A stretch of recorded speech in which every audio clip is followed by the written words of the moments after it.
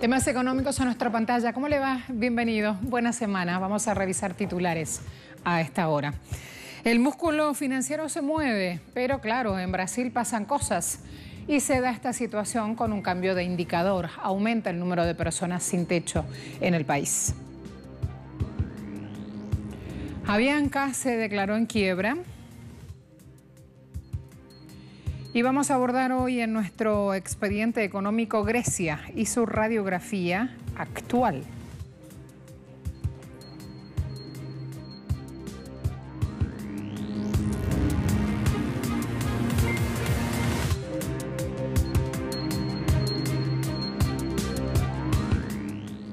En Brasil el número de personas sin techo va en aumento, les decían titulares. En la ciudad de Sao Paulo aumentó 53% este indicador en los últimos 4 años, de 15,905 en el año 2015 a 24,344 en 2019. Son datos oficiales, datos que da el ayuntamiento. El centro de la ciudad está abarrotado de personas sin techo que duermen como pueden en tiendas de campaña, debajo de los puentes, en plazas públicas. Los hace, por supuesto, más vulnerables esta situación, estas condiciones precarias, los hacen más vulnerables al virus COVID-19. Un sacerdote, Julio Lancelotti, quien ha trabajado con estas personas durante más de 34 años, indicó que la crisis está destacando el problema de la desigualdad imperante en Brasil. Nuestro peor problema es la falta de vivienda. Si tuviéramos una casa, estaría allí durante la cuarentena. No estaría en la calle. El coronavirus es solo un problema más que enfrentamos. Esta situación que enfrentamos ahora solo resalta el gran drama de la desigualdad. Hubo una publicación en las redes sociales que ejemplifica esto. No podemos decir que todos están en el mismo barco. Podemos decir que estamos en el mismo mar. Algunos están en su yate, otros están nadando. Algunos están en su yate, otros están nadando. Allí la declaración, ese testimonio que resalto. En Argentina, más de 600 fábricas volverán a producir. Entre las ramas que retoman actividad están automotriz y autopartes, fabricación de motos y neumáticos, electrodomésticos, textil, calzado e indumentaria. Fábricas que ya tienen aprobada su reapertura para los próximos días están distribuidas geográficamente en todo el país, pero especialmente en las provincias de Buenos Aires, Córdoba, Santa Fe y Entre Ríos, que siempre han sido bastiones industriales. Más de las 550 de las autorizadas en esta primera etapa son pymes que tienen menos de 150 trabajadores y casi la mitad no supera los 10 empleados. Algunos ejemplos de las compañías que volverán a producir dentro de la industria automotriz y autopartes son, por ejemplo, Toyota en la provincia de Buenos Aires, Volkswagen Argentina en sus plantas de Buenos Aires y de Córdoba, Scania Argentina en su filial de Tucumán, bien al norte del país, donde da empleo a 500 trabajadores. También la autopartista multinacional Mahle en Santa Fe tiene casi 700 empleados. Empresas que diseñaron un protocolo sanitario junto al gremio ESMATA, buscando justamente bajar cualquier preocupación, prevenir contagios por sobre todas las cosas. En República Dominicana también la reapertura económica crea dilema ante los crecientes casos de COVID-19.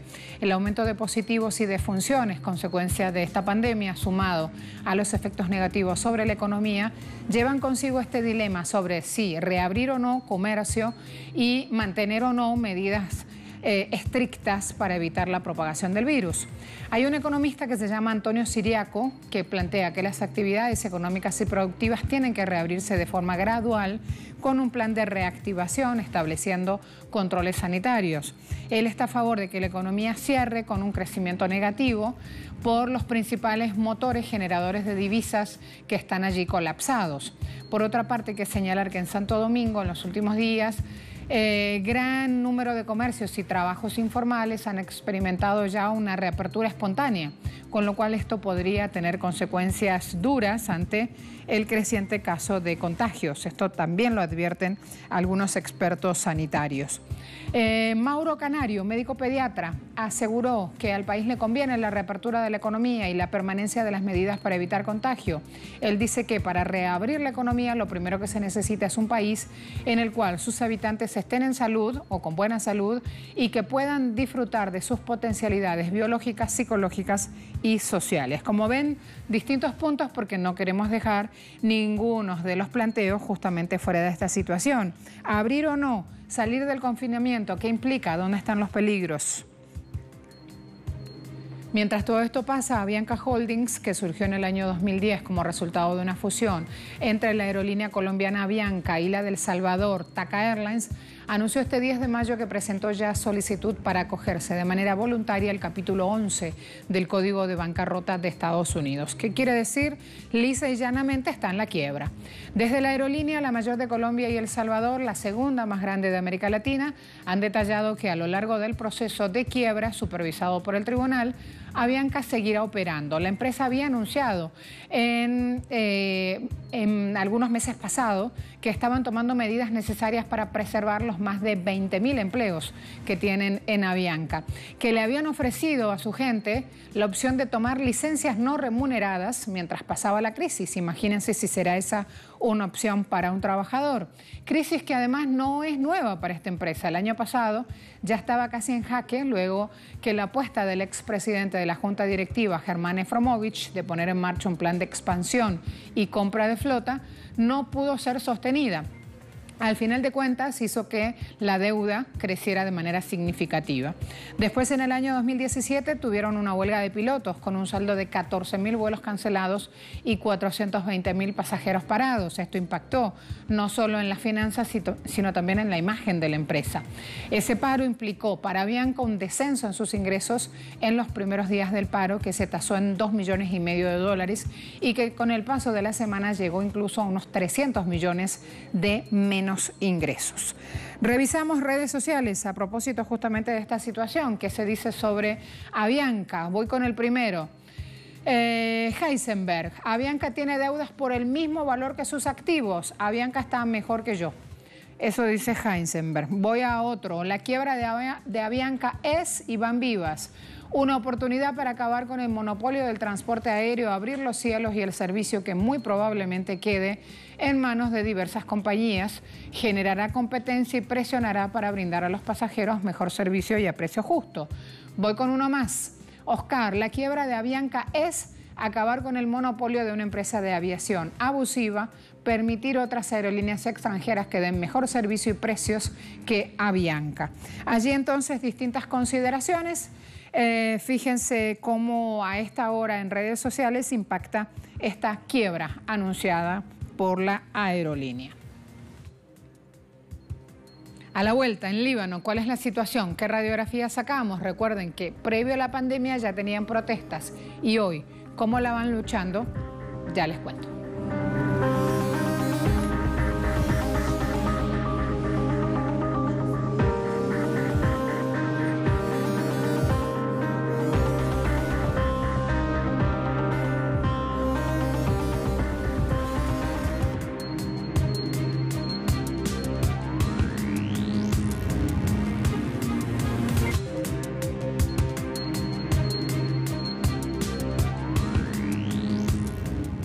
Fíjense, los residentes de la ciudad más pobre del Líbano, Trípoli, están desesperados porque el país se enfrenta a una confluencia de eventos, una crisis económica sin precedentes, protestas a nivel nacional y restricciones de coronavirus. Por lo tanto, viven una amenaza para la estabilidad desde el final de la guerra civil en 1990 que ahora impacta y duro. Cuando las protestas antigobierno estallaban por primera vez en octubre pasado, Trípoli fue etiquetada como la novia del levantamiento. Incluso antes de la pandemia, cuando se dieron protestas masivas, la mayor parte de la fuerza laboral de Trípoli dependía de los ingresos diarios y más de la mitad de ellos ganaban menos de $1 por día, por debajo del promedio nacional de $5. Ahora tenemos que en el clima actual parece justamente que las cosas empeorarán en el panorama financiero próximo. Eso es lo que dicen los ciudadanos. Tengo que suplicar. La situación es muy difícil aquí en Trípoli. Aquí hay 1 o 2 organizaciones benéficas que me ayudan. Hay personas aquí que me ayudaron con la radioterapia de mi hija y nunca quisieron que saliera su nombre. No necesitamos comer. Ok, bien. Nos pides que cerremos las tiendas, y lo hacemos. Entonces, si no morimos por el coronavirus, moriremos de hambre. Aquellos que tienen hijos no necesitan alimentarlos. Algunas personas han vendido el oro de sus esposas para tener dinero para comprar comida. ¿Es esto una vida? Solíamos tener 10 trabajadores en la fábrica. Debido a la situación a la que hemos llegado, hoy ya nadie trabaja aquí. Solo somos mi hermano y yo. Despedimos a todos los trabajadores. No queríamos eso, pero está fuera de nuestras manos. Ya no podemos pagarle a nadie.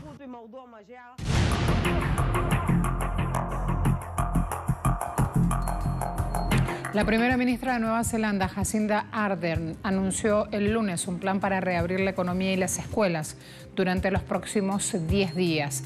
Planea que esto sea escalonado. Vamos a ver qué dijo. En Nueva Zelanda se espera que la vida se parezca a lo que era antes del brote en muchos aspectos, aunque las reglas de distanciamiento social aún se aplicarán. Y las reuniones sociales se limitarán a solo 10 personas en eventos como bodas y funerales. Sin embargo, en general, el resultado es que dentro de 10 días habremos reabierto la mayoría de las empresas en Nueva Zelanda, y antes que en muchos otros países del mundo. Pero eso encaja con nuestro plan, y nuestro plan fue difícil. Así que podemos hacer que nuestra economía vuelva a moverse más pronto.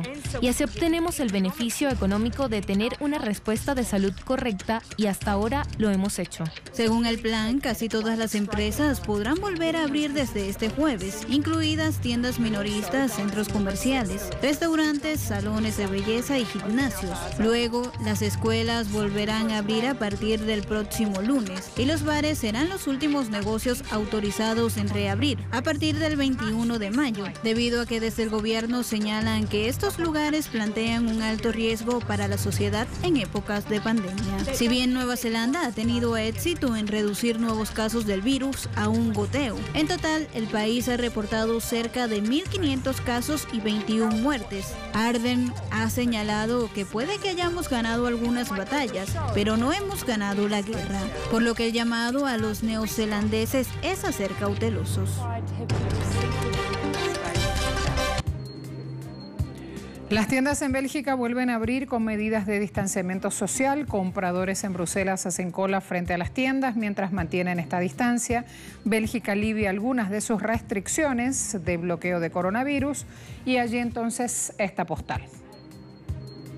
En Dinamarca, los centros comerciales vuelven a abrir en Copenhague a medida que el país alivia las medidas restrictivas para frenar el coronavirus en una nación que ha registrado más de 10.000 casos. Los restaurantes, lugares de culto y escuelas para niños de 11 a 15 años de edad reanudarían sus actividades la próxima semana. La mayoría de los trabajadores de oficinas se les permitirá regresar a trabajar tan pronto como su lugar de trabajo cumpla con las normas de higiene y distanciamiento social.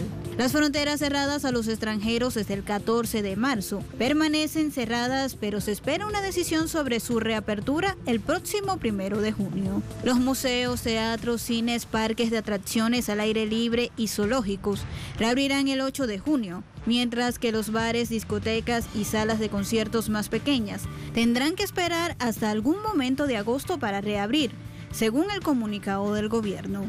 El cronograma es el resultado de un acuerdo alcanzado por los partidos políticos en el Parlamento, quienes además reconocieron que levantar las restricciones no venía sin riesgos. Si bien hay un refrán que indica los últimos serán los primeros, en Reino Unido la situación no se da así. Este país fue el último en confinarse y por estos días vuelve a destacar por ser el último en levantar esas restricciones. Analistas dicen los británicos pagan ahora sus errores en plena pandemia. Mientras el resto de sus países vecinos empiezan a relajar medidas de confinamiento, el primer ministro Boris Johnson anunció este domingo algunas personas retornarán al trabajo la próxima semana, pero el país seguirá confinado al menos hasta el 1 de junio, fecha en la que podrán reabrir escuelas y comercios. El premier había planeado que a partir de este lunes 11 de mayo los británicos regresaran poco a poco a la nueva normalidad. Sin embargo, este plan tuvo que ser abortado. El país no puede abandonar de momento el confinamiento. Ha dicho paradojas. Si bien Downing Street trazó todo lo que pudo las restricciones para no dañar a los mercados, ahora tiene las manos atadas para ir suministrando oxígeno a la economía. La situación es compleja. Según las estimaciones, el desempleo se duplicará en Reino Unido, pasará de 4% registrado en el 2019 al 8% este año. El Banco de Inglaterra prevé que la economía sufra en 2020 la mayor recesión de su historia, con una caída de PIB del 14%, después de que la actividad económica se contraiga 2,9% en el primer trimestre y hasta un 25% en el segundo. Se trata de un escenario que supera con creces al de Grecia, con un desplome del 9,7%, Italia 9,5% y España 9,4%, según previsiones de la Comisión Europea. Allí entonces un paneo por esa situación, por esa radiografía en Europa, y así vamos a prepararnos también a conocer un lanzamiento de este día.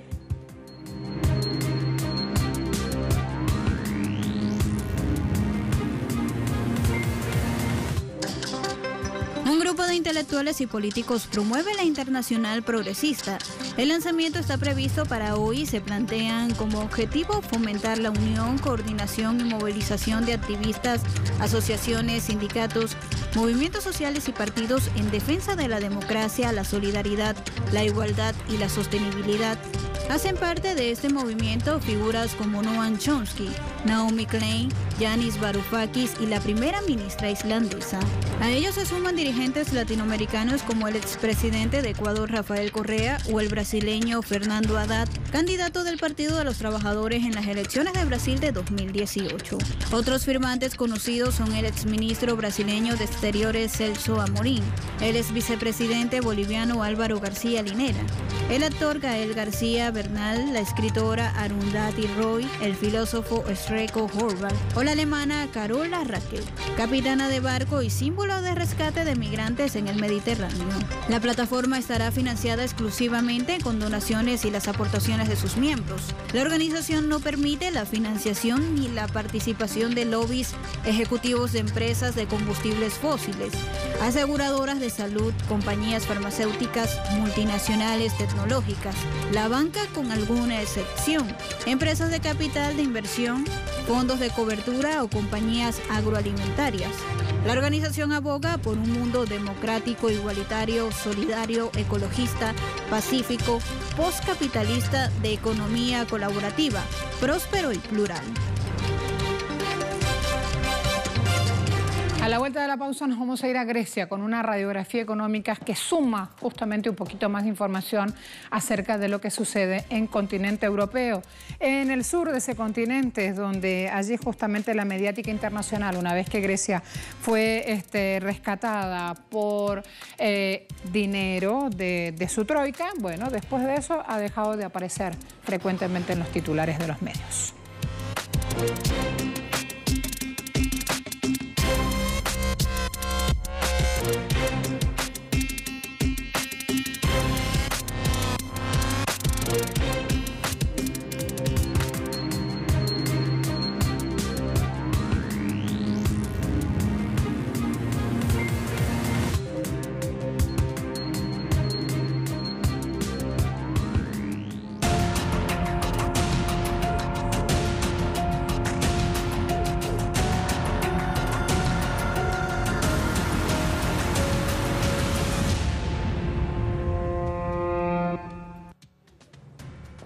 Grecia ha tomado la decisión de ampliar el desconfinamiento este lunes con el regreso a las aulas de los alumnos de bachillerato y con la reapertura de miles de negocios que estaban cerrados, ya tenían 2 meses con las persianas bajas. Desde hoy entonces 25% de las empresas cuya actividad fue suspendida hace ya 7 semanas reabre. ¿Y esto qué implica o qué supone? La vuelta justamente de la fuerza laboral de unas 155.960 personas. Nueva fase para minoristas que venden de todo: muebles, iluminación, textil, joyería, zapaterías. Las autoescuelas, salas de juego, centros de dietética también comienzan a funcionar. Ya lo hicieron los supermercados. Los primeros negocios en abrir el 4 de mayo. Por lo tanto, siguiendo ciertas normas, ya se han ido sumando a esta fuerza productiva. ¿Quiénes siguen cerrados? Bares, restaurantes y centros comerciales. Las tiendas minoristas vuelven a abrir con seguridad. Hemos tomado algunas medidas. Cuando un cliente entra, le damos una tarjeta de entrada. Hay un letrero en las ventanas delanteras que indica el número máximo de las personas que pueden simultáneamente estar dentro.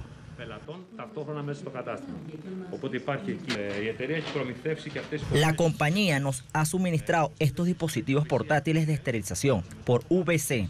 Después de que un cliente se prueba una ropa, la pasamos para poder esterilizarla de esa manera.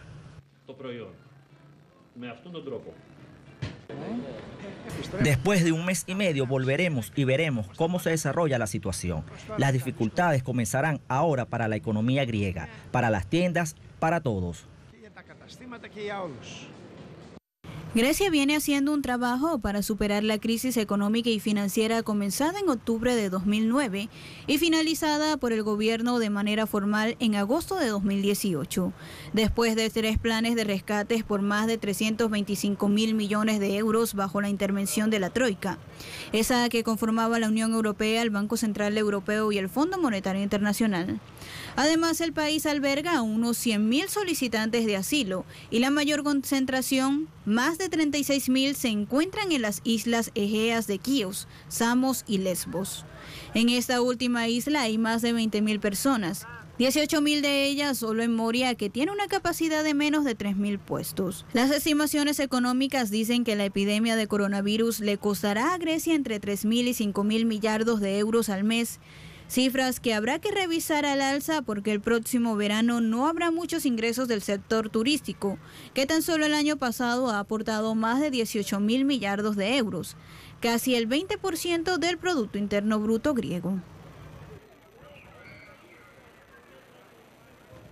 La industria turística en Atenas, como en muchas otras capitales europeas, se ha detenido con aviones de tierra y restaurantes, museos, monumentos arqueológicos cerrados. Esto ha dejado un gran vacío en la economía del país, que dicen se iba recuperando de una década de crisis. Y digo, agrego dicen, ya les voy a mostrar también un portal de una publicación europea para que entiendan por qué ese sentido. Los propietarios de pequeños apartamentos en Kukaki, que los habían estado alquilando vía una plataforma en Airbnb, que con esto obtenían algunos ingresos, dicen que las reservas ahora se detuvieron abruptamente.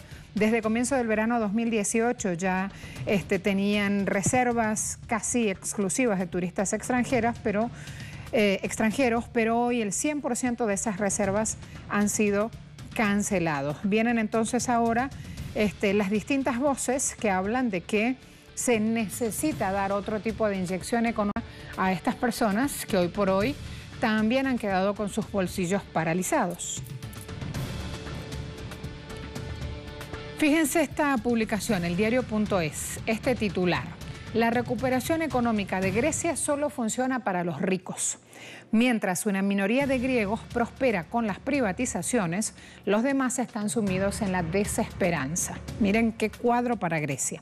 En esta publicación se muestra que arriba, aludiendo a un porcentaje ínfimo de personas que hace ganancias en esta época, arriba hay un pequeño grupo al que le está yendo increíblemente bien. Son los que están ligados a la privatización de bienes públicos, a los fondos de capital riesgo que hacen dinero con préstamos, como el de un testimonio de un ciudadano aquí, Costas, que dice que ha adquirido un préstamo y que hoy por hoy es su espada de Damocles. Y hablan también de estos fondos de capital que se han beneficiado con la financiación de toda la Unión Europea. Allí entonces les dejo ese panorama. Siempre me gusta abordar desde distintas órbitas y percepciones un mismo hecho económico. Allí entonces, Grecia.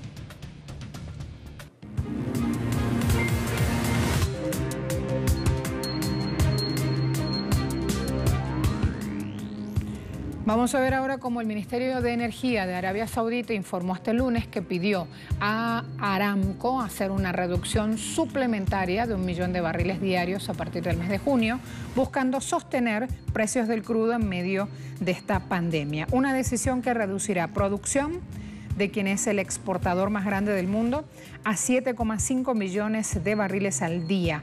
Comunicado publicado por la agencia de prensa oficial saudita. Ya sobre el final del programa, ¿cómo vamos con las cotizaciones del crudo? El Brent se está moviendo a $30,16 el barril, el WTI opera 23,94 y el crudo venezolano se ubicó en 95 yuanes con 14 céntimos con una subida al cierre de esta semana.